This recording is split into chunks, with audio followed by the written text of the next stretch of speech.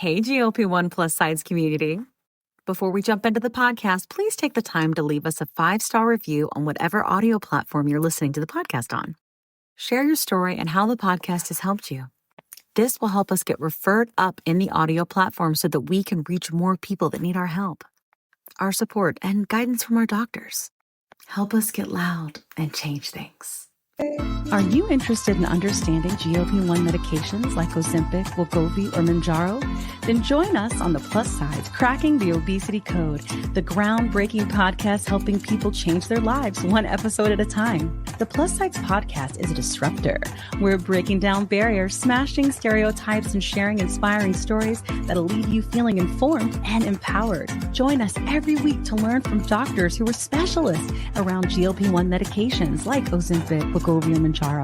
They'll provide you with science and facts to validate these incredible stories. But that's not all. We'll also bring you the voices of the GLP-1 Mounjaro TikTok community, real people who face the challenges of obesity, related diseases and disorders, and discovered the incredible plus sides of GLP-1 medications. Our episodes are filled with heartwarming stories, laughter, and moments of triumph. You'll connect with our amazing community members who are reclaiming their health and experiencing their fullest lives. Are you ready to embark on a journey of discovery and empowerment? Tune in to the Plus Sides, Cracking the Obesity Code, and together we'll change the narrative around obesity and end the stigma.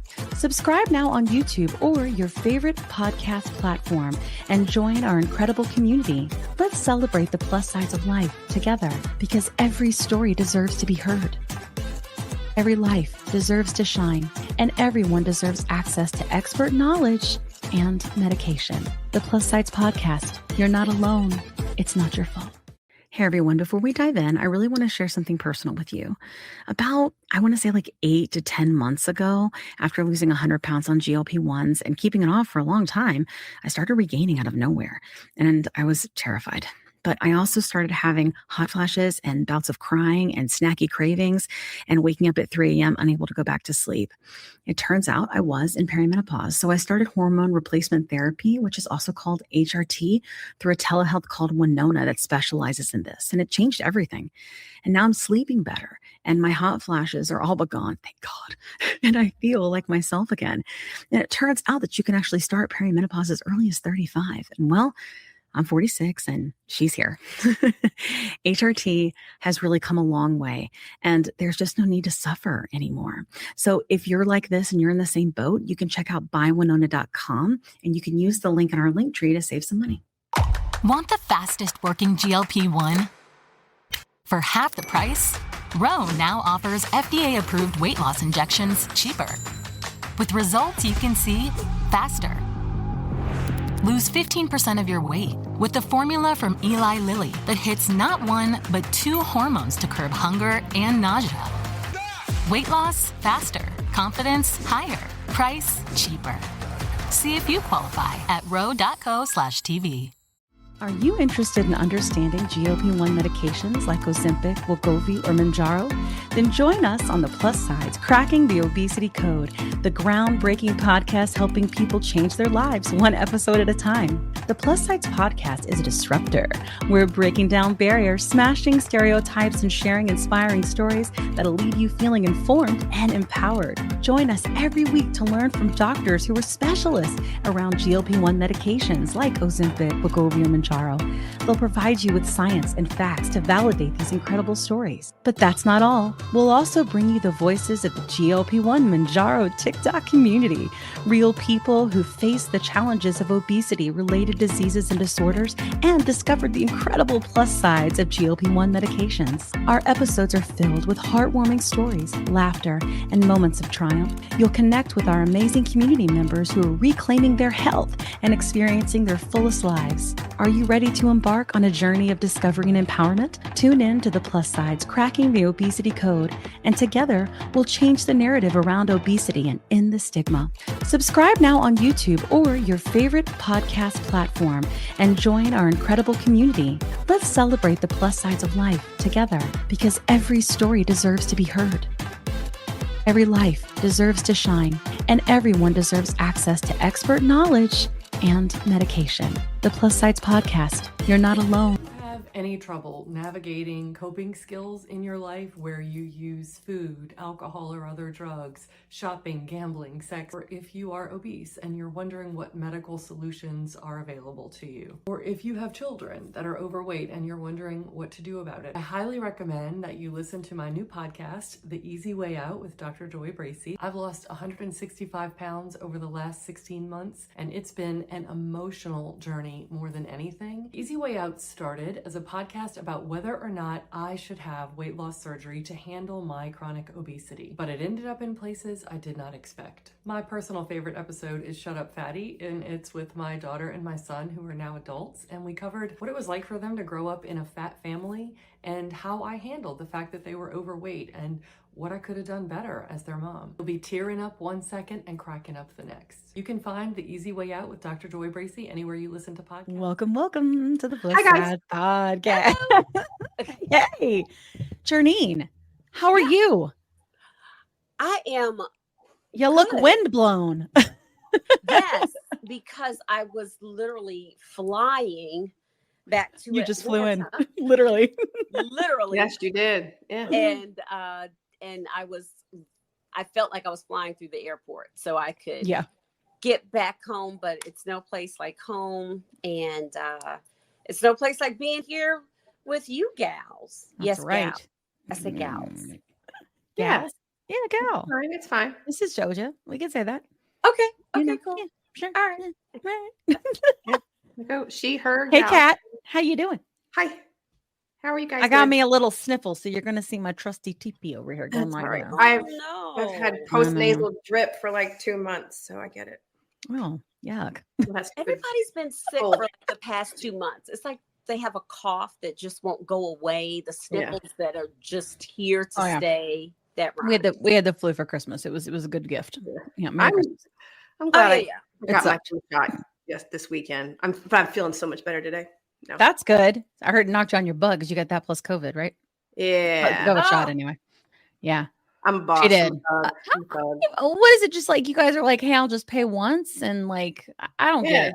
Oh I ain't getting it God. mixed Same together. arm. My arm feels like I got a tetanus shot. I bet it does. But, My gosh. I just felt chilled and exhausted. That was it. Yeah. But this morning I still felt kind of weird, so I didn't go work out. And Yeah. but now I just made it. I made a TikTok about my Rick James t-shirt. I saw. The Rick James t-shirt. I can fit it again. It hasn't fit in 20 years. That's amazing. That's amazing. Or I love bought my it. favorite top, and now I don't know if you guys know, but I'm obsessed with this top. Like those who can watch, I have it in every color they have. It looks just got nice. restocked. It's really? polar, my favorite tops. They're my favorite tops because they're oversized and they're straight size, so I can wear like regular human size clothes. Like you know what I mean, like regular, like you know what I mean by regular sized human, right? Like Yeah, the like average. human-sized clothes. I get it. Yeah, like Yeah. average folk. Like I could walk into an indoor store. Anyway, I like it. I love the pole stuff because it's just like super unique. And I have it in every color. So this season on the podcast, you're going to see this shirt in every color, including the pink one. Oh, I got 2 pink ones. I like different that color gray pieces. one that you This is the green modeled one. too. The green. There's a gray This one. is green. Too. The gray one I wore on last season. I don't care. I love it. Like that, that TikTok trend. Like if I like it, I'll buy it in a different color. Hey, That's you, it's huh? me. But I am That's pretty you. darn sure because when I bought it before and it was out of stock, it was actually a large, and I've since then lost 20 more pounds, and now I think I can wear a medium. So I think I'll keep the large because I love it. Ooh. I know. But keep in mind, it's oversized, right? So, Yeah. it's just, I love it. It's cute. Here's the thing. As a plus size lady, I find that there is just not a lot of I feel like I walk into a room and if there's somebody else plus size, a lot of times we're wearing the same clothes, True. And so Yeah. I like the pull stuff that comes from the boutiques because I can wear it and I feel like I look more unique, and I'd like to stand out for something other than my bootay. I want to look cute. Look, That's yeah. a good idea. Cute. I want to look cute like the Kardashians cute. You know how they always say that? You look cute. Yeah. I just did a video for for those jeans, the Good American jeans. Those And are great. I was like, you look cute. That's what they say to each other when they see each other. Like, And look the at you, like vocal you're fry. glam. You look I The know, vocal right. fry. Yeah, like, yeah. Oh my god! The Right? I vocal love fry. any Yeah. Kardashian trending sound. I think Yeah, they're just funny. hilarious. I know. I do too. My husband hates that I do, but I'm like, they're so entertaining. They are. I didn't say I They don't want are. to be their best friends. I'm just saying they're very Their entertaining. madness is just like, Yeah. oh gosh. Yeah. What are for they sure. up to now? Yeah. Yeah. True. Yeah. Anyway, Yeah. so people that if you're new here, like go back and watch the first 2 seasons, please. Thank you. But if you want to stay, that's cool too. But Yeah. I'm Kim, We're and fun this is the here. Plus Sides podcast. I'm the founder and host or something, and Kat's the associate producer and host or something, and JT is a business development person and host, and that's what we do here. I've struggled with obesity since I was a little girl. Since I was 8, I was my first diet at 8 years old. My binge eating disorder, so I don't have to abbreviate it here. My binge eating disorder started there. A lot of disordered eating for me. And when I got to a certain dose of GLP-1 medications, my food noise turned off like a switch, and I have not had any binge eating anything in 17 months. And that is the longest I've ever gone. It is life-changing. My obsessive anxiety is gone.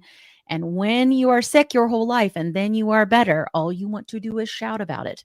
And luckily there was a community here on TikTok and many people that were thrilled to do the same, And so we're trying to get loud and change things on this podcast.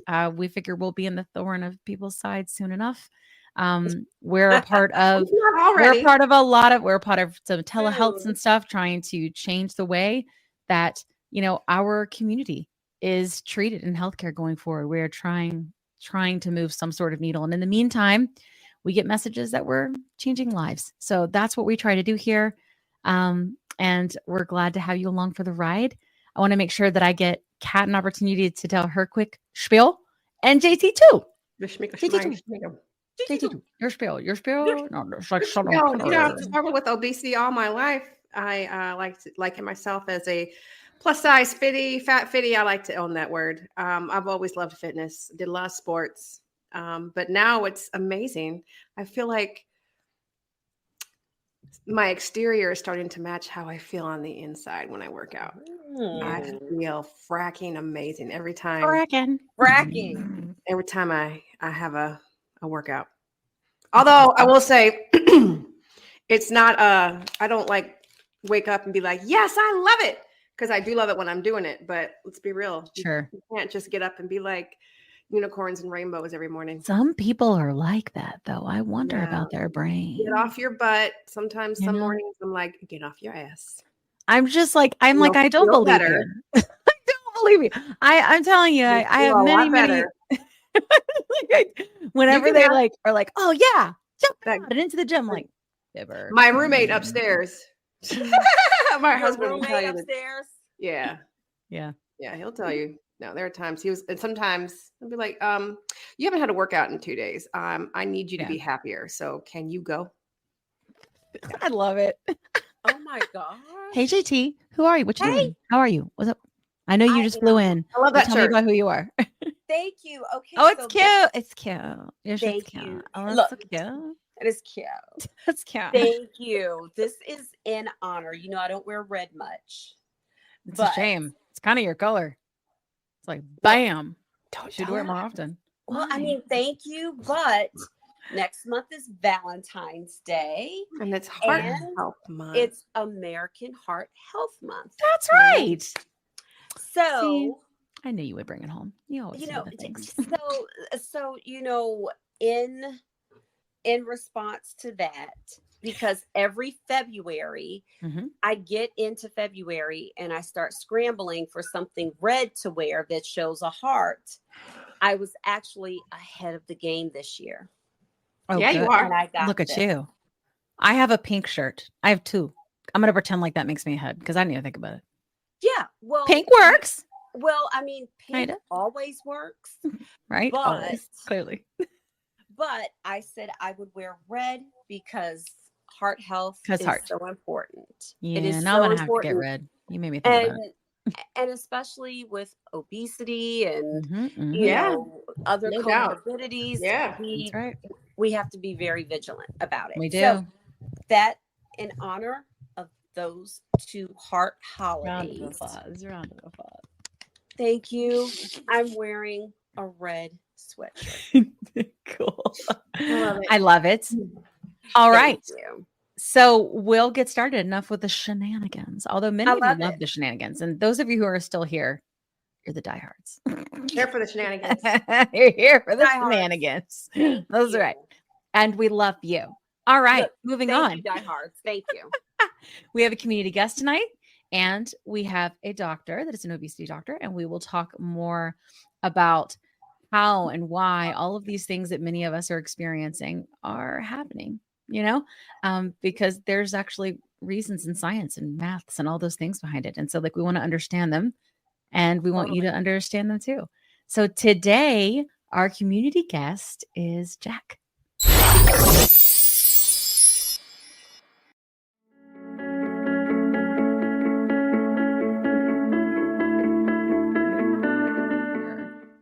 Something that Kat had asked about or had put some questions in is that she and I both are larger humans, like we're tall, larger people, and we're sort of at this place, she and I, oddly at the same time, where we're the smallest us we've ever been.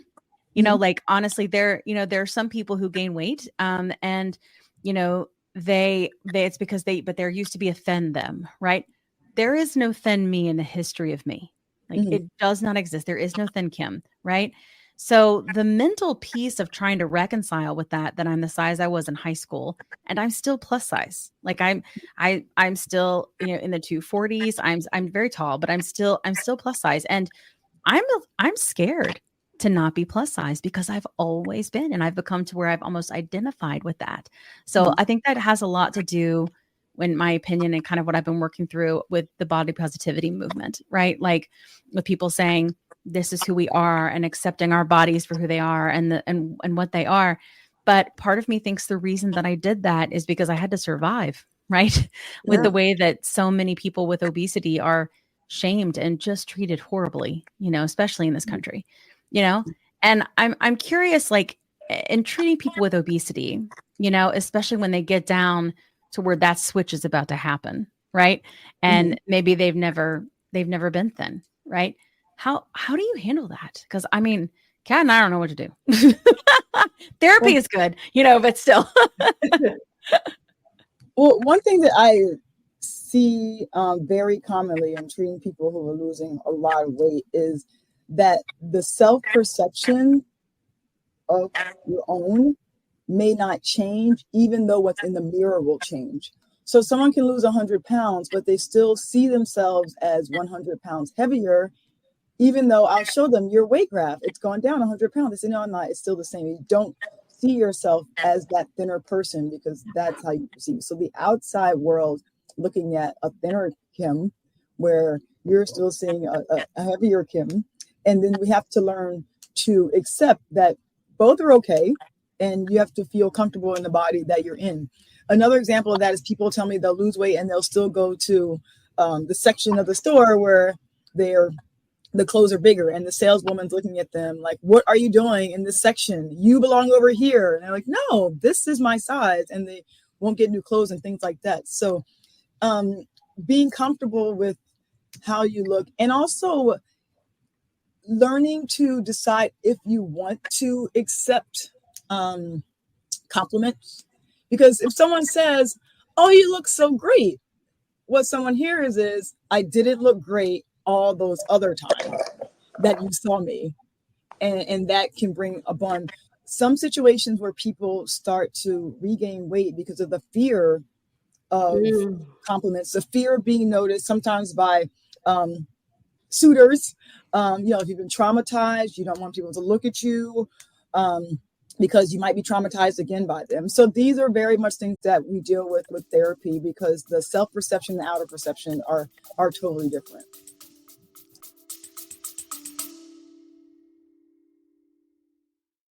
Quick pause here. I've had moments on my GLP-1 journey where insurance changes or rising costs force me to look for a new provider. And honestly, that process can feel very overwhelming.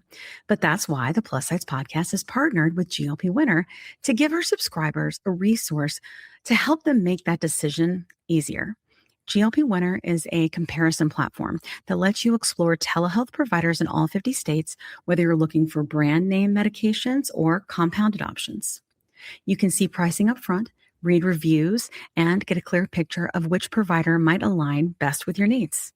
Check it out today at glpwinner.com/plus sides. That's glpwinner.com/plus sides.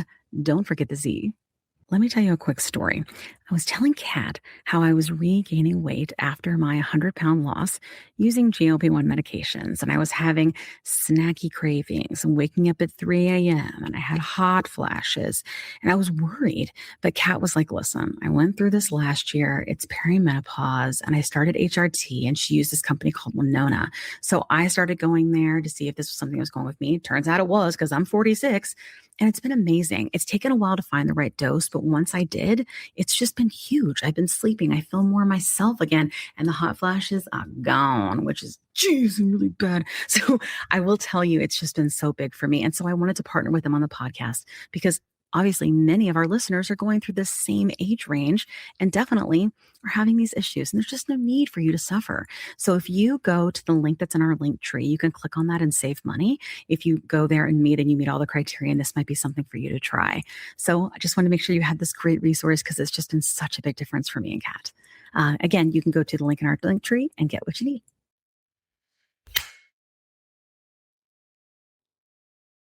"20 seconds a week to lose 20% of your weight in a year with diet and exercise. That's the power of GLP-1s through Ro.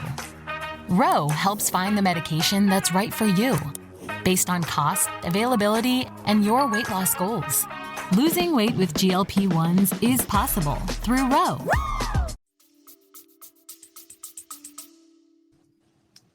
It makes a lot of sense. It makes me think of, because I've gained and lost many times in my life. And I do recall there was a point when I did get fairly low, but 20 years ago. And I realized how comfortable or just accustomed I was to being invisible. And then all the extra attention started to, first it was an inconvenience. And second, it made me uncomfortable. Like, this is way too much. Like, I'm used to being invisible, ignored. This is, whoa. Yeah. It's an adjustment. It is bizarre. And I gained it back. Yeah. Well, I mean, I think that happens a lot, right? I don't know. I think that our brain, I don't know. It's like constantly fooling us. I don't know how to describe it. And I'm sort of recognizing that it's trying to fool me right now, if that makes sense. When before, I don't think I did, right? I was like, okay, let's go eat some more, things like that. And I'm going to go take some liberties. I'm going to have 10 wings and I don't know, like whatever. Right. And then I'm realizing when it starts to kind of get away with me and being like, wait a minute, is that what's actually going on? Like the ability to slow your mind down and really understand the behavior, I think has been a very powerful experience for me. I really wasn't capable before. I really wasn't, and it's just so nice to be capable, True. Yeah. Yes, indeed. All right. So we got another question for you too, as we have all of them for you. So you shared with us on the beginning and in your bios that you struggled with weight during your preteen years. And I read that you assisted some of your classmates as well. What is your outlook on varying levels of obesity, genetics, and the treatments of, or are there, would, in your opinion, be varying levels of ways to treat obesity? So this is a really packed question. One thing I do draw for my patients when they come in is these 3 circles. Yeah. And the circles are, what controls your weight? It's more complex than this, but I have the genetic circle, Okay, the environmental circle, and the physiologic circle. And they're intertwined in a Venn diagram. So, and then tell them your genes control 40 to 70% of your weight. Wow. And there's nothing we can do about it right now.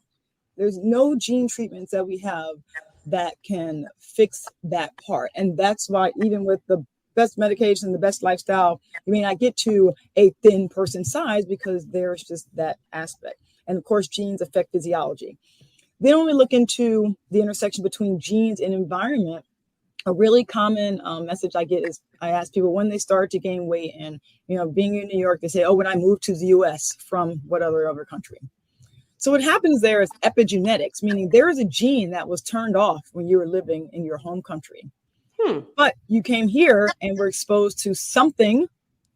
Maybe it's the air, a food additive, something that turned that gene on. So previously you could not keep weight on in your other country. How come you can do it too efficiently here and really start to gain weight? So the epigenetics, the combination of how environment affects genes, is a piece, again, that we can't control. Right. And that's why we need the treatment. So the only things we can affect are our environment, diet, exercise, behaviors, and physiology. That's medication to help your body want to lose weight. Our bodies are designed to survive famines. So when we eat less and move more, the body says, "Oh no, I don't want her to die in this famine. So let me slow metabolism, let me make hunger hormones go up, let me make fullness hormones go down." And the treatments we have now do the opposite of that. And there are more treatments in the pipeline that will do that more effectively and treat more people and be tolerated by and really accepted physiologically by more people, so we can find these. And I think that's what's really unique about this newer class of medication, because if we were talking 20 years ago, we say, if Intramine doesn't work for you, something must be wrong with you. Right. You're lying. True. And what have we discovered? I really think that people have a GLP-1 deficiency. Yeah. And that's something that we should consider renaming obesity as we look into other I love that aspects. Because what do? When you have low thyroid, we give you thyroid hormone back, and then things get better. So we give GLP, we give GIP. There's a third G, the glucagon one. When we find the right G's for the person, we're getting results like we've never seen. So that's how we can adjust physiology independent of the genes that we were born with. Love it. That's brilliant. Love it. Hey, Jack. I have a question for you to ask Dr. Lofton. If you look at the chat. Oh, sorry. You can read it. No, it's okay. I just think it's a good one. Oh, I had a question. I can cut out all this weirdness. It's fine. Lydia, I can read that as well, but I kind of had a question very similar to that. So I'm glad. Do both. Yeah, do whatever you want. It's fine. Building on the topic of childhood obesity and some GLP-1 therapies approved for ages 12 and up, what are your thoughts on the subject? What are some of the instances in your professional opinion that would be suitable for children 12 and up? So the question is treating adolescent obesity with GLP-1 therapies. I think it's long overdue. I don't think that we should reserve medications for adults if they're proven to be safe in teens and adolescents, which the studies have shown most of the medications that are available for anti-obesity to be safe and effective for age 12 and up. So those have been studied, I think should be available. I don't think we should wait until someone is 18, and 2, bariatric surgery has bariatric surgery potential to treat.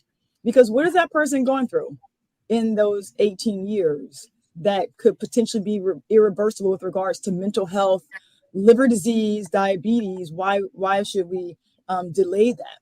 So these treatments, I think, should be, of course, used in conjunction with diet and exercise and behaviors, but we need to treat early because our teens and our adolescents are getting these diseases that can be detrimental. And if we don't treat them early, they may not make it till 40. Yeah. Wow. So I do think that, in instances in which I think it's necessary, you've tried what you can from a basis, like you said, doing all the sports. I did 3 sports all the time too when I was young, still had the weight issue. Same. You've done the support groups and all these other things, and you're getting sicker as a child. Not only physiologically with glucose issues and liver issues, blood pressure, cholesterol, but mental health, social isolation. Those are situations we should be more aggressive than diet and exercise in younger people. Yeah. Yeah. There is a tremendous amount of just like shame and stuff that went on with me. Like I, even though Like, I'm not like Kat where I was like Queen Fitness, but I was in on Flagline. You dance with a flag on a football field. Like I was also a singer. So I was like, it wasn't like I wasn't social and wasn't active, you know? There she is. We got JT Beck. But you know, I also played softball. I did ballet and tap. Like I was always very active, but I was still big. And everybody just said that it was because of how badly I ate. But the thing is I didn't eat badly. I don't like giving like that to food anymore, but like that is what I thought at the time. But I didn't eat badly that much in front of people. It was only when they weren't looking. Right. So, and then I think that's where sort of like hiding the food because I felt like I couldn't stop. Right. Started happening. And I remember when we first started this podcast, like episode 5, we had an obesity doctor on. And I didn't even want to touch the whole childhood obesity thing, even though I had struggled with it. I just didn't even want to go there. And eventually we decided if we could ask them the question because the community was really like, we want to know, right? Because if it wasn't about them, they were thinking more about their children and grandchildren. What does this mean now that we know more? How do we get ahead of this, or can we? And, you know, I asked him about it and he was like, there's, he specifically mentioned that there was a disorder called Prader-Willi's, I think, where children, he's like, this would actually be a really good treatment for someone like that because the only treatment is putting a lock on the refrigerator. And he was talking with us about that. And we were like, oh my God. And we didn't even know that was a thing. And we also didn't know that, that there were, bariatric surgery that could be done on children. And he said to us, and it was like a big moment, and he's not a specialist for children. He said, I think that before, you know, we consider doing a life-changing, life-altering, body-altering surgery on a child, we can consider a medication. Like we should at least talk about it. Just because it's, you know, something that you shoot into your skin, I don't think that it shouldn't be part of the conversation. And I thought that was fascinating. You know, I had never heard that before. You know, I'm glad to know that you're like open to it. I'm wondering, like, when we did have a childhood obesity episode 2 as well. And we're hearing that it's even harder for kids to get approved for the medication than it even is for adults, though. So they would much rather approve the surgery. It is. The insurances are thinking about a lifetime of therapy. And unfortunately, that's financially driven when it should be health driven. To point out, though, Prader-Willi and other genetic syndromes of obesity, we call these. These are usually identified in the pediatrician's office because there is it's highly abnormal rate of weight gain in a young child. So we're talking 2 years old, 18 months, you see obesity. And we do screen for that in our adult clinic, but we see it usually is diagnosed in the pediatrician's office because the weight curve is just, they're off the chart before they reach 2 years old. We actually screen with genetic tests for syndromes like Prader-Willi, Bardet-Biedl syndrome is another one, because these are defects in the receptors for satiety in the brain. And if they really have both genes for those deficiencies, such as POMC, which is satiety signal, the leptin receptor, then these drugs actually won't work if they have both genes. There's one drug that does work called Semaglutide for these people with Bardet-Biedl and Prader-Willi. Bariatric surgery does not work with Prader-Willi. It does not. So that's something we see someone fail bariatric surgery and say, let's do this genetic test because there is one drug now that if we can prove the patient has these genes, there's the company actually really helps get approval because it's $25,000 a month. Oh my gosh. The only thing that will treat it. This medication is setmelanotide. So we do have treatments for those. And they're approved for, I think, ages 2 and up. Oh my gosh. $25,000 a month. It gets covered, though. It does. Because, yes. And there are a lot of clinical trials going on with them because it's so rare. I mean, this is 1 in 5 million really people have these. Yes. Wow. Fascinating. Wow. Sorry, that like blew my mind, girl. JT, can you see us? Because we can't see you. I keep losing you. I can go ahead. I can hear you. Wait, no, that was Kat. That's me. Okay, we can't see or hear her. JT has left the building. She has found the exits.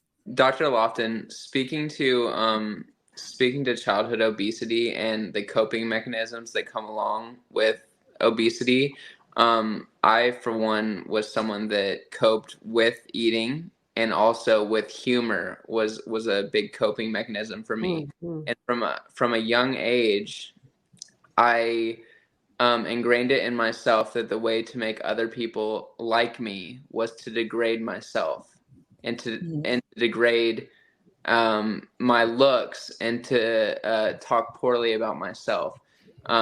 So what are some things that you think that could help children dealing with obesity, but also the mindset struggle? And it's a really important topic because, as you mentioned, I have this with one of the physician assistants who works in my practice. He actually wrote a book on this before I even hired him, called Lose Weight, Find Yourself. And he grew up in denial about his sexuality and masked this with overeating and some social isolation. And then when he was ready to come out, he was able to have great success with weight loss, and also made this his job. He works with me, so he does that, works out a lot and things like that. And then wrote this book to get the message through. The therapy aspect of that is just immeasurable, and how much it can be helpful, because dealing with trauma from childhood in many different ways, whether it's related to the weight condition or not, because it can always come back.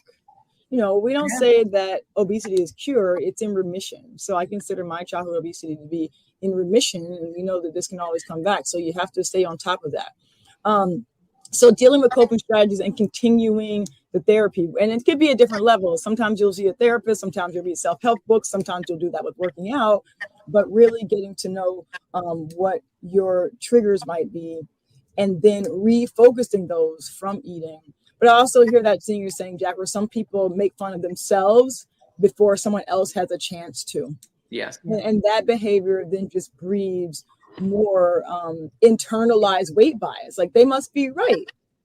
I am like that, and I should make fun of myself first before that before the group has a chance to. And that is something that we see as in the medical field as well, this internalized weight bias. You know, back in the day when, and this could still happen, some doctors say, if you were just trying harder, you'll be able to lose this weight. And these are the negative stereotypes that we have about you. People really take that on, and then have these poor coping mechanisms, which can limit results.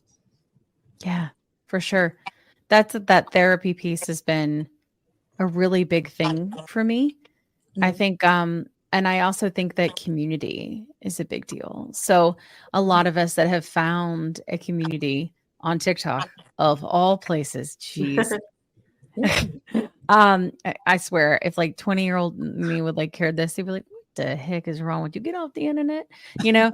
But it's true though, like being able to process like so much of this and have people that know what you're going through. Right. And it's been incredibly healing to have that connected piece. I feel like that's, I mean, of course the medication is key, right? But the difference this time, I think, of having it stick. And even when I have moments like I've had recently where I'm like, I'm not sure I want to lose any more weight, even though technically I'm still obese. Right. And it's because of this. And I just posted a moment feeling very vulnerable, sharing it with my community of 47,000 people, and thinking that it would like, this is ridiculous. And when I did, the amount of people that were like, me too, it was huge. And I felt like, oh, okay, so we've got this, we can do this, you know, and it's okay. Right. And hearing that from others, having that community piece baked in, I feel like has been such a big difference for me. Has it been for you ladies too? The community is definitely a major impact. I do want to say, like, you know, through body positivity, all these many, many years, like I've learned to embrace and enjoy how I look. So now I am at that crossroads where like, I like this. I like this.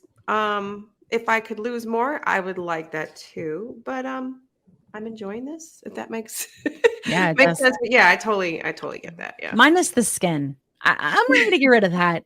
But, you know, minus that, I think, you know, I'm okay with it.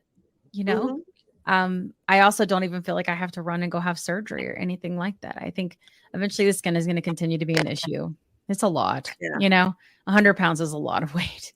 I've never lost this much before, So, yeah, I mean, it's crazy. And I don't know, like I hit these things, and I'm curious, maybe you can kind of speak to it a little bit about set weights. Like we've heard about the set weight theory, and I feel like I've hit many on this journey. I have so many friends that they lost consistently 1 to 2 pounds a week, 1 to 2 pounds a week the whole time. And every now and then they'd be like, oh, I gained a little, but man, they were just like this. I'm not like that. That is not how I roll. Like my body is like this and like this all the way around.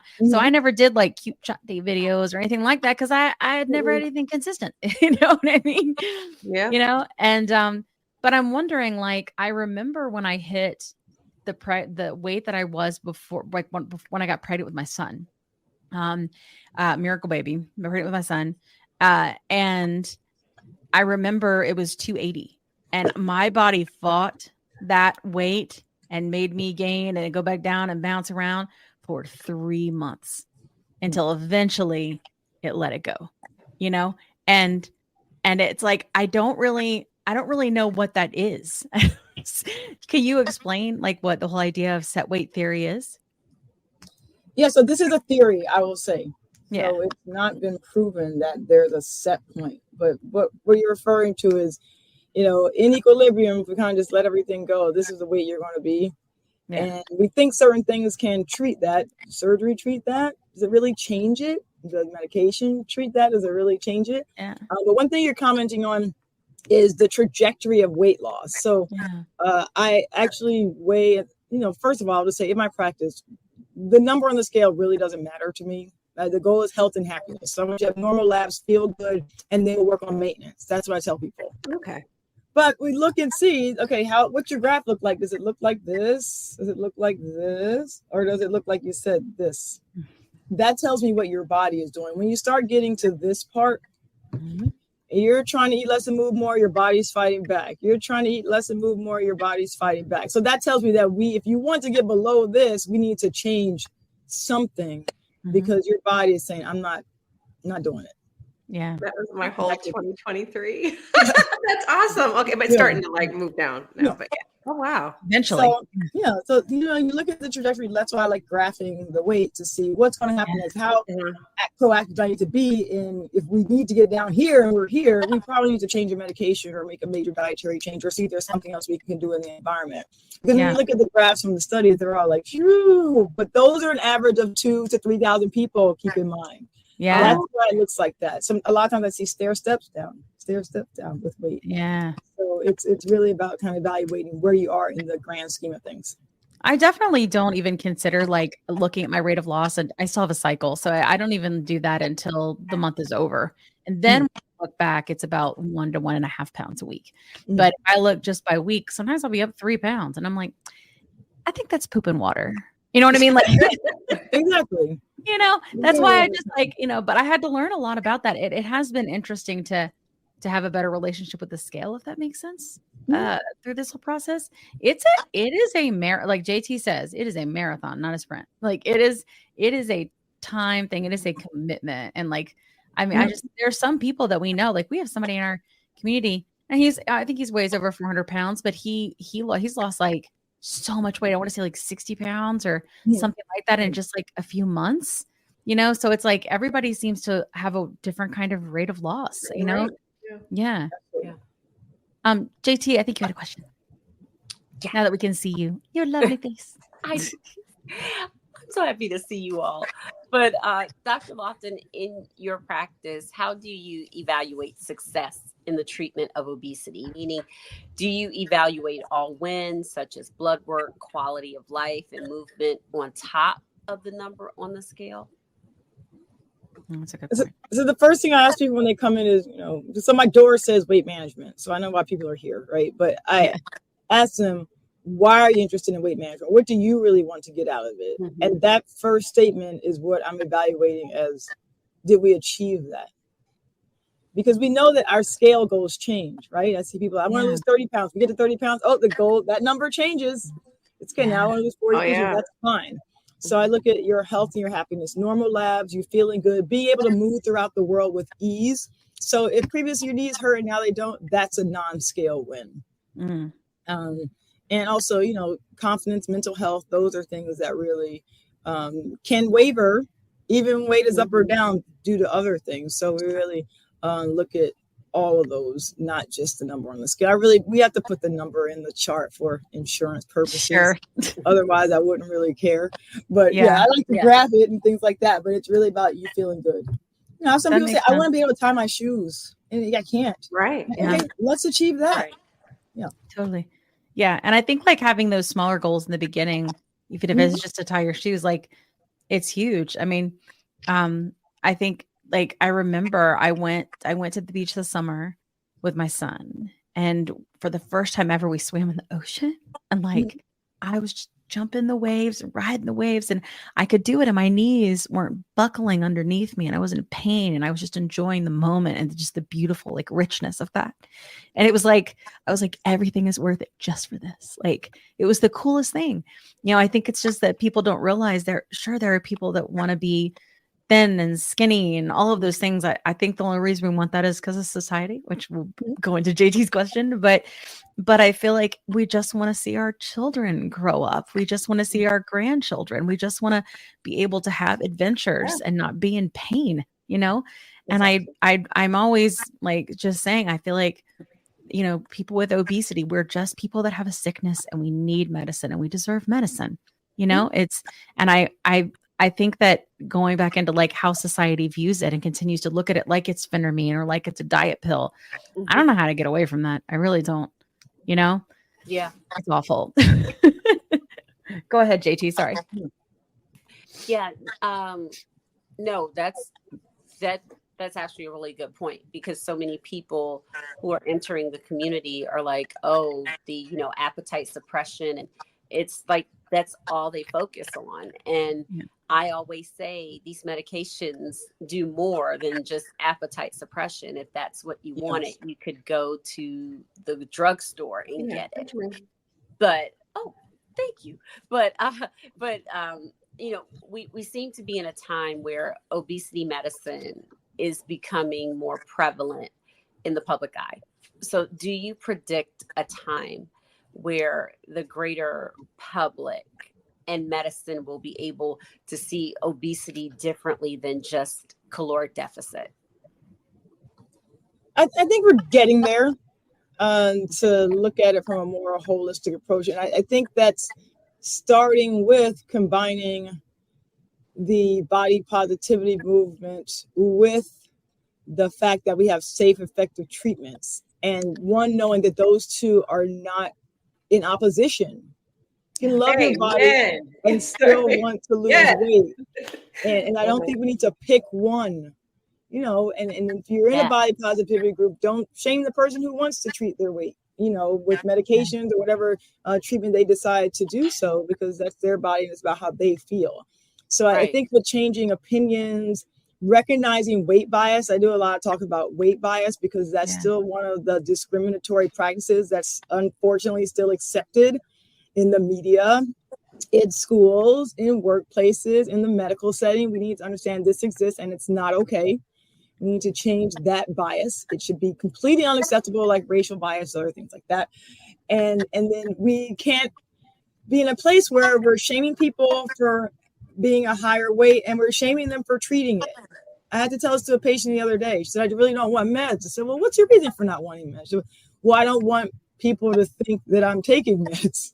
So I said, well, you don't have to tell anybody outside this room, but you're going to have opposition, unfortunately, in our world either way. If you do, if you don't. So really changing that narrative. And I don't think we should hide it. I don't think we should feel that it needs to be something that's under the table. Of course, it's your body. You can just decide what to disclose. I give you a lot of credit for Mounjaro cups, by the way, with the group. Love it. Yeah. Because it shouldn't be anything shameful. We don't shame people for having cholesterol issues or diabetes issues. Again, those are culminations of genes and behaviors and physiology too. Yeah. So it's really about changing the perspective, and we're getting there, but there's still a lot of work. Yeah, for sure. Yeah, we're trying to. I like that. We're on the same road together. We can just, put it together. Yeah, like they don't have to be mutually exclusive. You can be positive about your body while you're treating your disease. I feel that way. Yeah. Yeah. Yeah. In terms of insulin resistance, we've been hearing this a lot on the show from doctors kind of talking about this being a spectrum, right? But does everybody that has obesity have insulin resistance of some sort? We don't know is the answer because we can't measure insulin resistance very well. There's a time. How do we measure it? Can you explain it, the ways that we do? In research settings, there is a test called a HOMA IR. It's a test for insulin resistance, but it's really expensive and not really feasible to do just when you go to get your labs drawn. So they don't do it all the time. But I believe that insulin resistance is present before it shows up on labs. So I don't think we have a sensitive enough test to determine everyone who's insulin resistant. By the time we see it on labs, we see insulin levels rising or we see A1Cs rising. The insulin resistance has been present for decades, maybe. Right. So I think we need a better screening tool to determine who has insulin resistance and who doesn't. Now, but we do know sort of the other way. So if you have type 2 diabetes, we know you have insulin resistance. If you have non-alcoholic fatty liver disease, we know you have insulin resistance. So we can see that backwards. But I think we need a better screening tool to see who's insulin resistant so we can treat early. Yeah. The other thing is a lot of the meds that cause weight gain, you mentioned earlier, medication-induced weight gain, steroids, some of the antidepressants, those cause an insulin resistance. Yeah. But you don't see the numbers changing until it's too late. I mean, how long have you been on?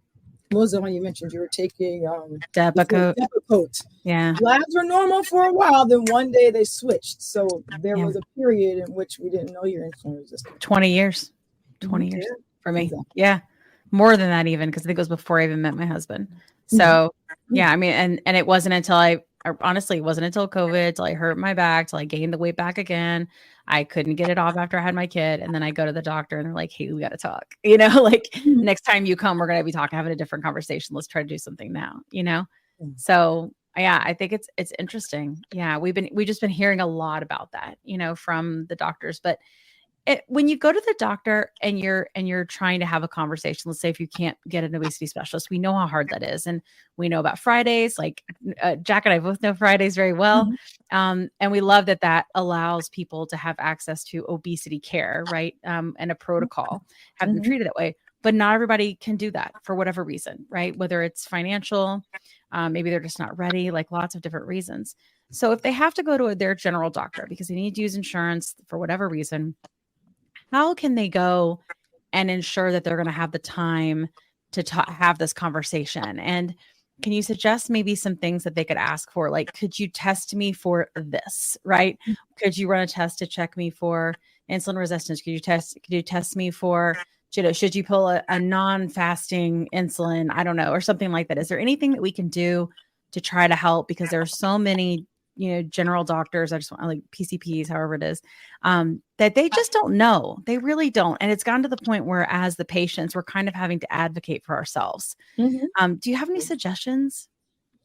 Yeah, so I'm involved in a group. You may have heard of the Obesity Action Coalition. Yes. It's obesityaction.org. And they do a lot of work with weight bias, stigma, treatment, legislation, so many things related to obesity as a disease. So one of the first campaigns they had was the Your Weight Matters toolkit.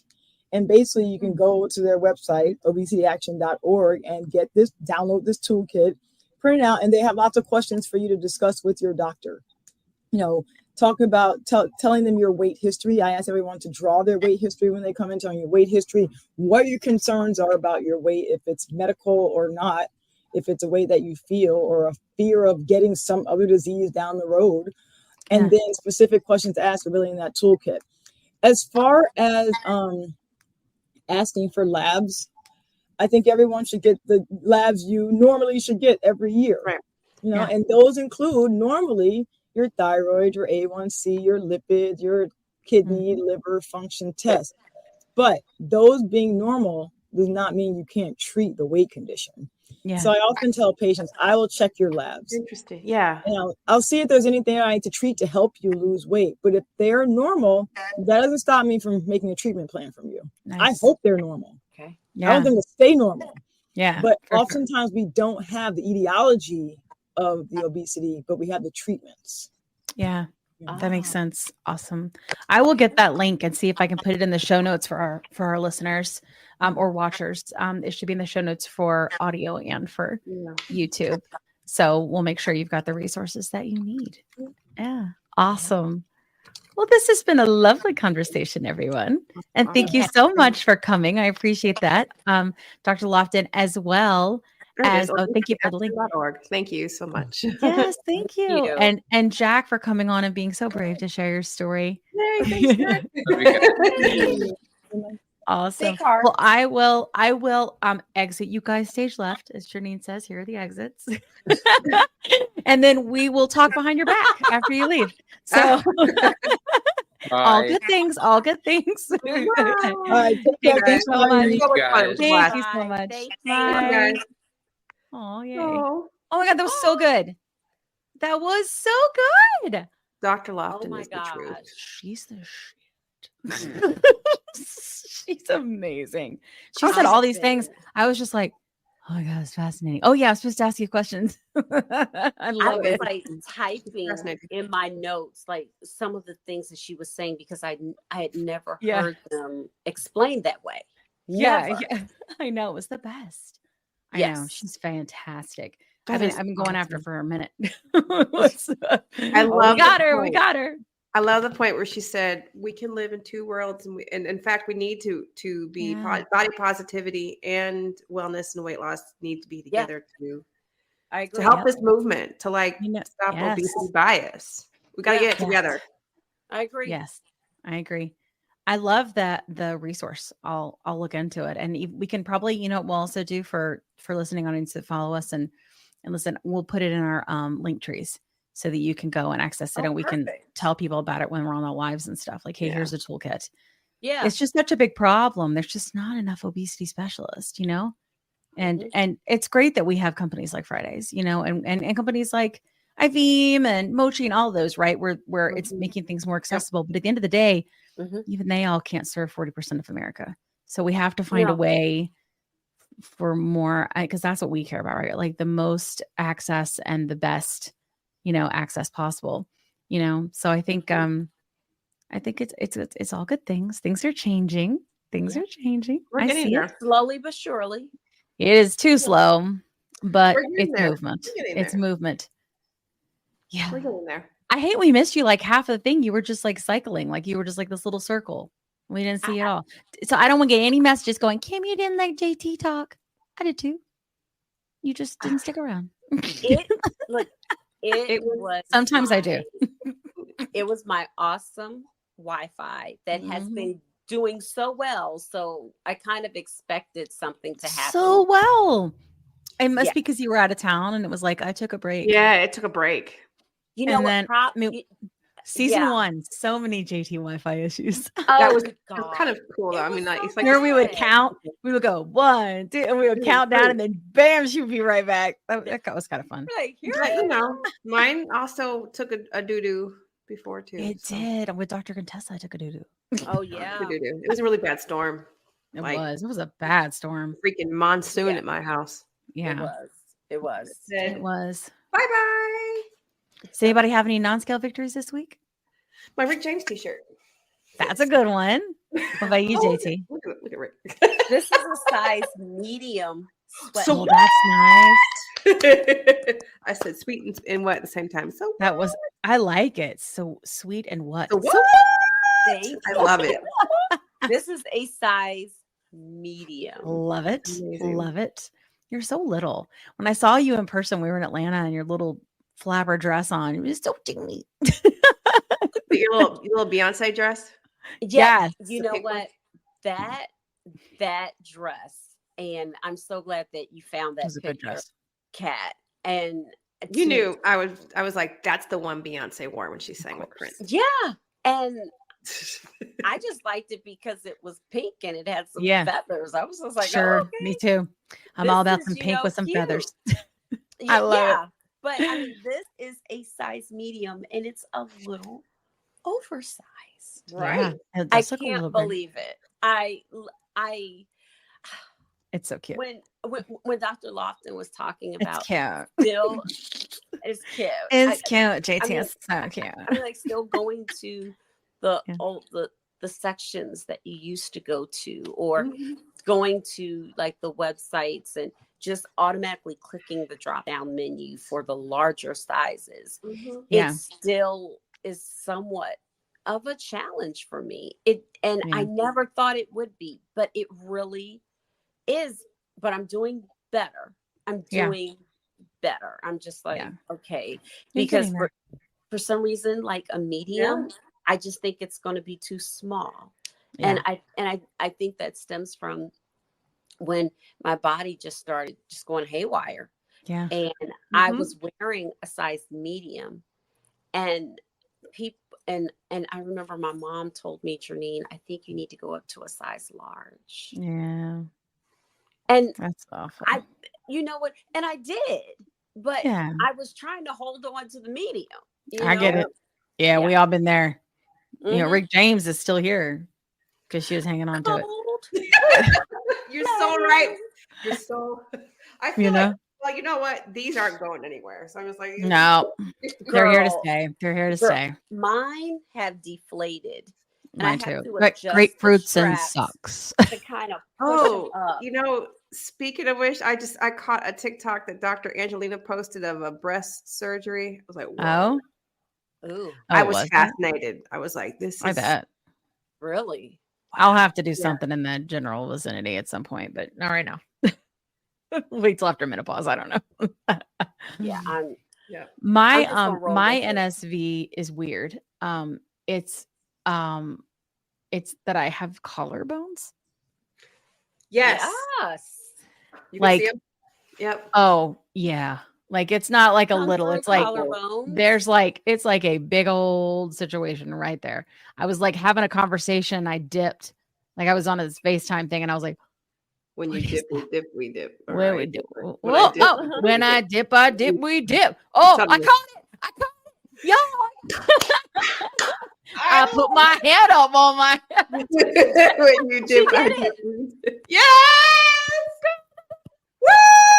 Woo! A lovely way to end our night.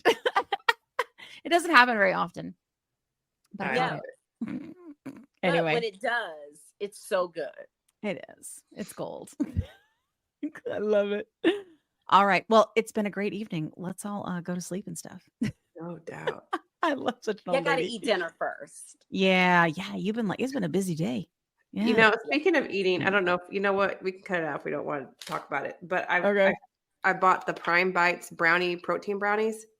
They've been all over TikTok. WTF. Really? These mofos taste like a damn buttery ass cake piece of cake. Stop it. Is it good gluten in it? Oh, dang it, Kim. Does it say wheat? Hold on. Does it say wheat? If it says wheat, we know. I do have my readers in here. Oh, your readers. Those are the cutest. They look like coffee talk, you know? Wait. Dr. Lofton's a badass. Oh, I don't know. Look at this. Almond flour, vegetable oil. Well, I can't eat it then. Tapioca fiber. Ooh, this is all trending to gluten-free. I know. Let's see. Lecithin. That's and everything. If it didn't say wheat in like the first 4 ingredients, I think. Girl, I don't think I see gluten in here. Great. Gluten-free on the box. What does it have like contains milk or something like that at the bottom? Because it would say contains wheat. It contains milk, eggs, soy, almond. Now listen, it does say may contain trace amounts. Wheat, peanut, cashew, walnut, pecan. Or as we say in Georgia, pecan. But I say pecan. I don't know. I change it up a lot. Sometimes it is definitely a pecan pie. You know what I'll do? It is not a pecan pie. I will save you a bite, Kim, to make sure and see if you have any gut reaction to it. This is the birthday cake. We'll know if I start to itch. I itch when I eat it. It's awful. Take a little baby bite. Yeah. But oh my God. Usually protein, anything I'm excited. Tastes like a foot. Yeah, agreed. I gotta try it now. Tastes like this. I haven't found anything that's very good. Like a shoe. So anyway, and listen, we didn't get paid to do that. I just decided However, we are open to it. We are not above it. Reach out. Not above this talk. But those We're things fine. are delicious. We got a whole lane for an advertiser that wants to be a protein. We've been trying to get devotion. Nothing yet. Ghost. Guys who make ghost protein. That stuff is great too.